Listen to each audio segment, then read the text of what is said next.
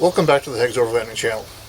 Well, January's kind of sneaking by quick on me, and I'm not where I wanted to be with videos. So let's just go over some of the goals for this season. Winter's officially here, the calendar says so at least, but it's not doing what I expected it to do. But it's probably coming.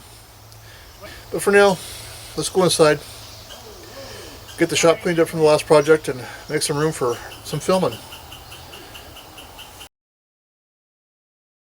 So for getting the shop cleaned up, I'm also need to put away what I have out, which is the drills, sanding, and everything for the Timberbeast Workshops kind of projects. Maybe I'll throw a couple of those in so you can see what I've been doing.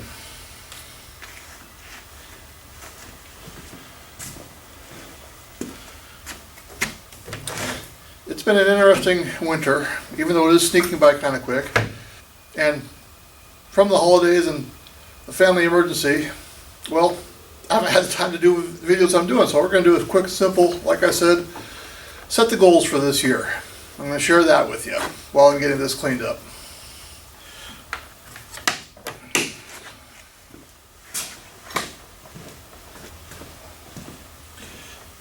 I know my next project for Hags Overlanding is going to get a first aid kit built. I've sadly neglected on having one of those for quite some time now, and frankly, I've been rather lucky. Lucky in the fact that I've had no major injuries, maybe a bump or a bruise, but nothing that bleeds, nothing that causes long-term loss of function. But after my 25 years as a firefighter EMT, I know better. I know I should have this, so I'm going to rectify that in the next video.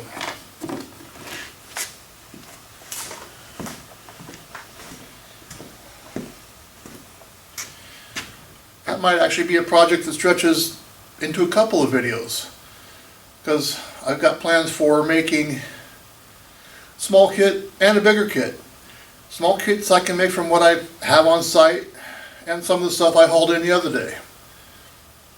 The bigger kit, I might need to get some more stuff for, and we'll do an update video for that.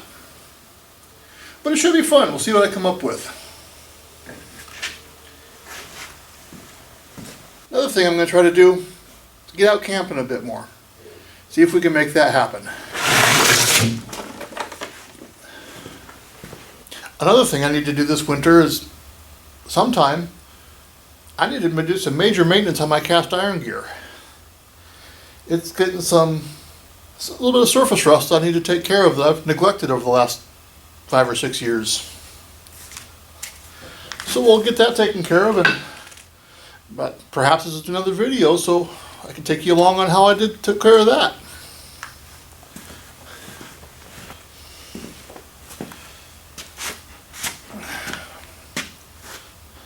After cleaning that, we'll have to do a video on some more use of it in my cast iron collection. We'll see about that. That might end up making a decent short somewhere.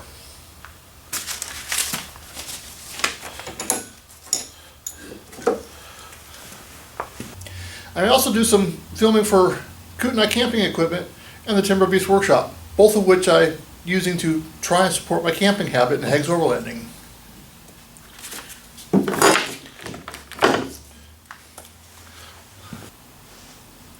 And when things start warming up some more this spring, I have the actual goal of getting out more in order to create more content. Because one, you saw my 2025 video in October, and some things didn't go that well. I need to get some redemption on that.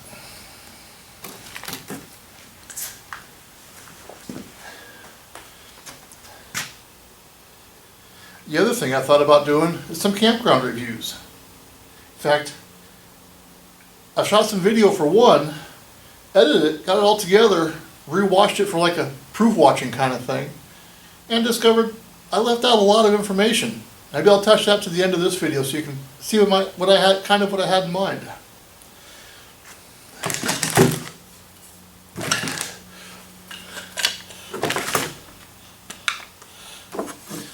So I will have a second goal in getting out and possibly doing some campground reviews. Another thing I need to try to do this year is get to an event or two. I don't know if I'll actually be able to do it, but that is a goal.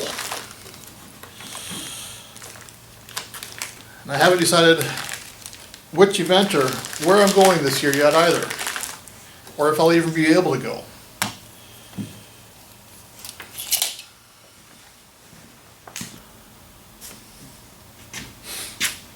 Another thing I'm going to try and do this year, a little bit beyond Hags Overlanding, is introduce a channel for the Kootenai camping equipment side of the business. I'm going to start doing some features and walkthroughs we'll start with my OG trailer, and we'll do some features and walkthroughs of future trailers that I build as well.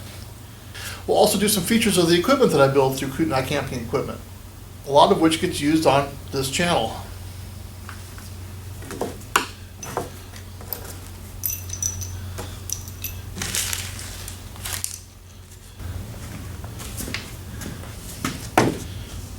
You might also see me do some feature of the Timberbeast Workshop and create a YouTube channel for that, where I can show off some of the things that I've been building, including, well, for one, there's some candy dispensers that might be interesting, because some of the things I might get out for include shows and events where I have to stay overnight somewhere, or even just a day trip, pulling everything to show it off.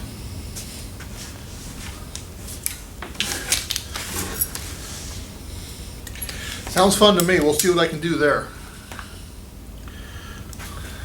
One other thing I can do when I'm out on some of those trips is operate the ham radio with you. There's some Parks on the Air I can do. I'll put a link for Parks on the Air in the description as well. But the Kootenai National Forest, the entire forest is what they consider a park on the air. And that can be what they call activated by setting up your equipment anywhere that's publicly accessible, getting all the contacts that you can. That includes a campground, a day use area, and there's plenty of campgrounds near me, lots of forest all around me, and several parks, including state parks, national parks, and wildlife refuges as well, amongst many others.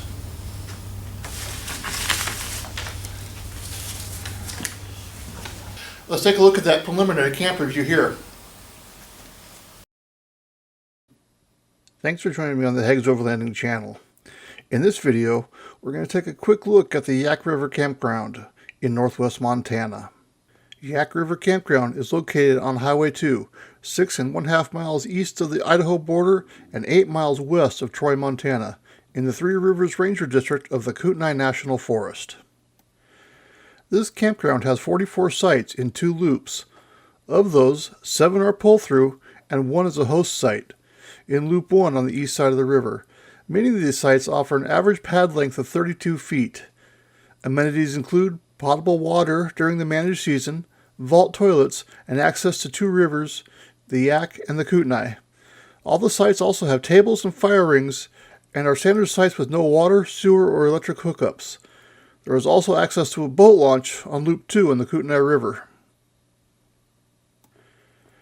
The campground is managed May through September. However, it is available year-round with access dependent on weather conditions, with the primary impediment being access being blocked by snow berms in the winter.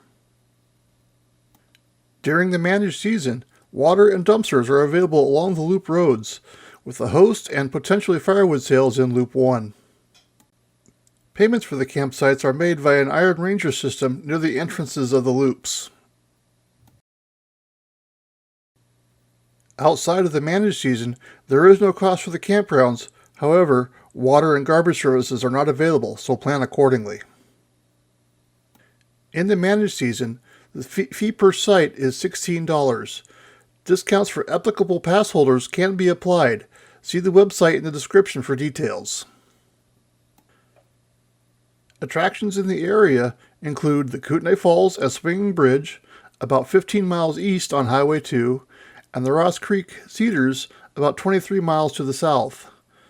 Other things to do include wildlife viewing, hiking, fishing, boating, bicycling, amongst others.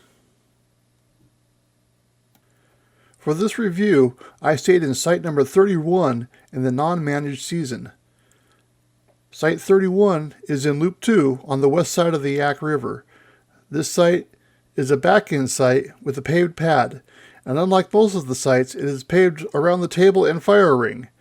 And though it wasn't marked as such, this site might be good as an ADA site for those that might have some difficulty managing on natural or gravel surfaces. The vault toilets remained open in the non-managed season and were remarkably clean. Predictably, the water system was shut off, and since garbage services were suspended for the off-season, the dumpsters were locked, so any garbage produced needed to be packed out. Something to be aware of in this campground, as with many of the campgrounds in the surrounding forests, you are squarely within bear country, and keeping a clean and tidy camp, as well as utilizing the bear-resistant food boxes, is strongly recommended. One of the features of Loop 2 is the boat ramp. At the boat ramp, you can launch and retrieve your boat on the Kootenai River just west of the Yak River.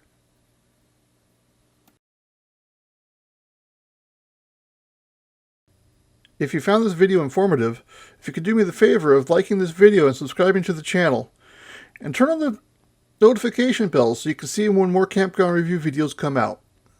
Thanks for watching. What did you think about that? Let me know in the comments below. I know for a future video, and this one will probably be remade to get up to what I'm looking for, there'll be some more information such as cell phone service and such things. Let me know in the comments also what you'd like to see in a campground review type video. Also, if I should start another channel for it, or do it as a playlist on this channel. Initially, I'm thinking a playlist on this channel. All right. I'm going to keep going on getting set up for my next video here. I'm going to thank you for joining me on this video. Be sure to join me for future videos to see what I come up with and where I end up going. Right now I'm getting all the first aid stuff out that I recently purchased and collected over the last 25, 30 years in my careers. And we're going to do what I can to get ready for the next video. We'll see you in the next one. Thanks for watching.